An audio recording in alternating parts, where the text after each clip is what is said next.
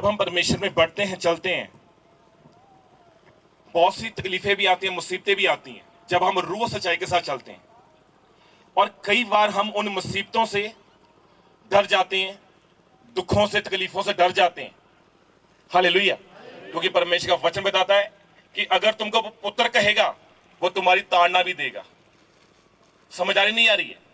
अगर वो आपको पुत्र कहेगा, पुत्री कहेगा, तो आपके ऊपर वो ताड़ना भी देगा और आपको कोड़े भी लगाएगा। हालेलुया।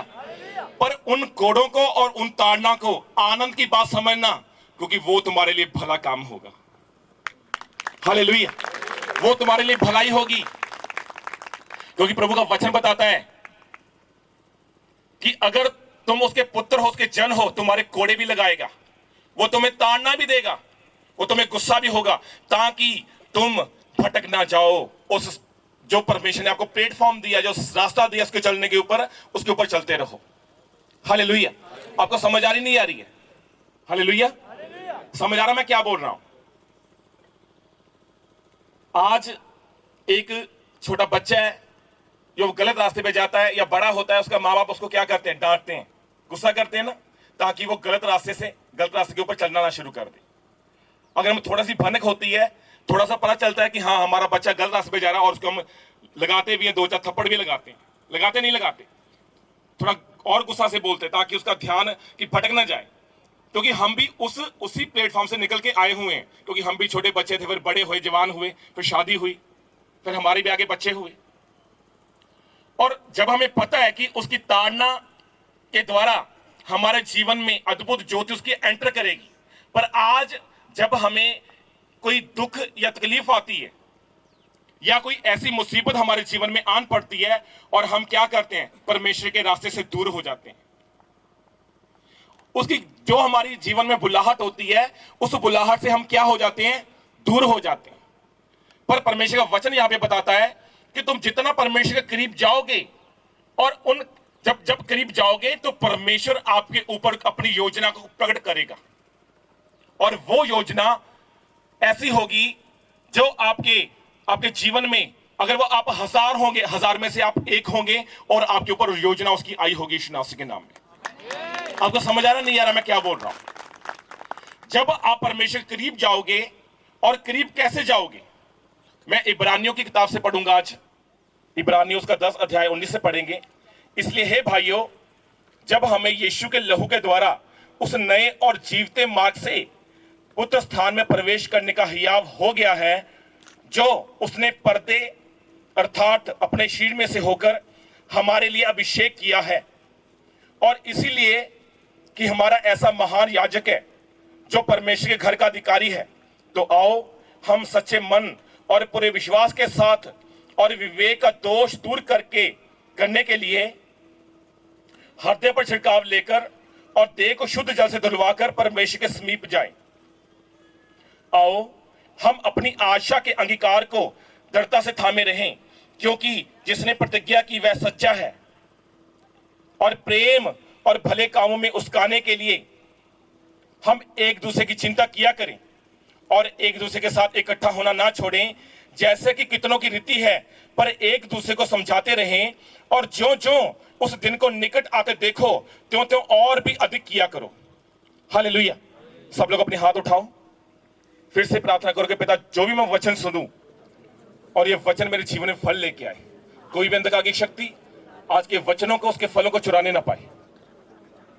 करो बार बार प्रार्थना, बोलो कि पिता, मेरे को आपके करीब जाने का अनुग्रह आज मेरी जिंदगी में आए।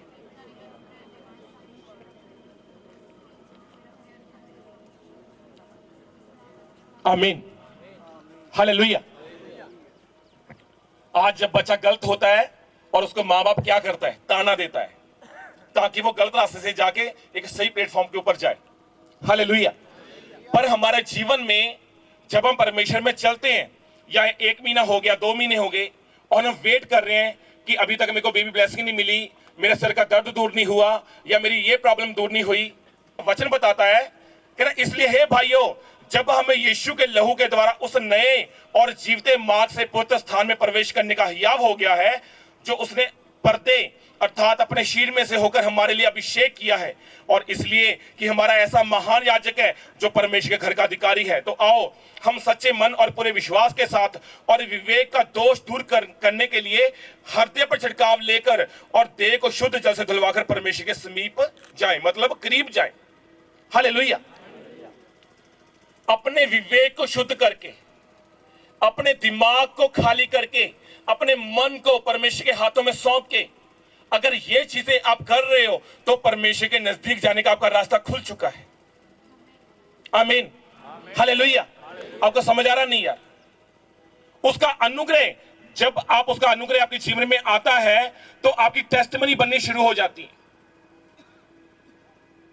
क्योंकि लहू का छिड़काव, जब तक आप अपने जीवन में लहू का छिड़काव ही नहीं लोगे, लहू की सामत को आपका पता ही नहीं होगा लहू की सामत क्या है आपके जीवन में, तो आपकी जिंदगी वीरान पड़ी होगी, सूखी पड़ी होगी, और आपकी लाइफ में कोई रंग नहीं होंगे, कोई फल फ्रूट्स नहीं होंगे। आज हमारे जीवन में फ्रूट्स क्यों नहीं है, फल क्यों नहीं है, हम फलों से रहित क्यों हैं? क्योंकि हमारे पास परमेश्वर का अनुग्रह नहीं है, हम परमेश्वर के करीब नहीं हैं और हम दुखों तकलीफों में चल रहे हैं। पर उन दुखों तकलीफों से दूर होने के लिए हमें परमेश्वर के करीब जाना पड़ेगा और उस लहू की ताकत को, उस लहू की सामत को पहचानना पड़ेगा जिस लहू के द्वारा हमें शुद्ध किया गया है। हालेलुया। और उस लहू की ताकत को आपको पता होना चाहिए कि वो लहू की ताकत क्या है हमारे जीवन में। हालेलुया। आज जो भाई बहन लहू की ताकत को जानते हैं और वो गवाही के साथ खड़े होते हैं, और जो नहीं जानते और वो उनकी गवाही वहीं पे अटकी रहती है। क्यों? परमेश्वर का वचन बताता है कि जिनको परमेश्वर अपना पुत्र या पुत्री बुलाता है उसको ताड़ना भी देता है और कोड़े भी लगाता है। हालेलुया। पर जब प्रभु यीशु मसीह के ऊपर कोड़े पड़े और कितना लहू उनके शरीर से निकलता था, मांस निकलता था साथ साथ में, क्योंकि जो आपको पता पुराने नियम में अगर आप पढ़ते हो कि जो रोम के कोड़े होते थे वो ऐसे नकीले होते थे, नकीले, और जब बचते थे ना वो कोड़े और साथ में मांस निकलता था पीठ में से, वो ये नहीं देखते थे कि सर के ऊपर पड़ रहा है या आंख के ऊपर पड़ रहा है, वो मारते जाते थे। मतलब उस समय के वो जो रोम के कोड़े होते थे वो इतने जबरदस्त वाले होते थे वो कोड़े। हालेलुया। पर प्रभु यीशु मसीह ने हमारी खातिर अपना कीमती लहू बहाया और कोड़े भी खाए, मार भी खाई, गंदगी भी सही, और उसके बाद क्या हुआ? और तीसरे दिन मुर्दों में से जी भी उठा। कैसे? क्योंकि परमेश्वर को पता था, प्रभु यीशु मसीह को पता था, अगर जब प्रभु यीशु मसीह को लोग पकड़ने के लिए आए थे, जब राजा ने अपनी सेना को भेजा था और प्रभु यीशु मसीह ने उनको बोला था कि यीशु नासरी कौन है, कौन है यीशु नासरी, तो प्रभु ने कहा था मैं हूं यीशु नासरी। फिर उन्होंने पूछा, क्योंकि पहले प्रभु भीड़ में पीछे खड़े थे क्योंकि चेले आगे हो चुके थे कि प्रभु हम आगे हो जाते हैं, तुमको नहीं पकड़ पाएंगे वो। और दूसरी बार फिर पूछते हैं वो जो जितने लोग आए होते पकड़ने वाले, और फिर पूछते हैं कि तुम में से यीशु नासरी कौन है, और प्रभु आगे आते हैं और बोलते हैं मैं हूं यीशु नासरी। और जब वो आवाज सुनते हैं वो गिर क्यों जाते हैं? क्यों गिर जाते हैं? क्योंकि परमेश्वर के पास इतनी सामत है। आज मेरे पास ऐसे ऐसे कमेंट आते हैं और मेरे पास ऐसे ऐसे मैसेज आते हैं कि लोग गिरते क्यों हैं? प्रभु यीशु मसीह तो उठाने के लिए आया है, लोग गिर रहे हैं। मैं उनसे क्वेश्चन करता हूं, अगर आप मेरे से क्वेश्चन करते हो तो मैं भी आपसे क्वेश्चन करता हूं कि जब प्रभु यीशु मसीह ने यह बोला था कि मैं हूं यीशु नासरी, तो वहां के जो सेनापति थे, जितने भी थे, वो सब गिर क्यों पड़े थे? क्यों? क्योंकि उन्होंने अपने मुंह से प्रभु यीशु मसीह का नाम जो ले लिया था। हालेलुया। और उसके नाम में ही इतनी सामत है।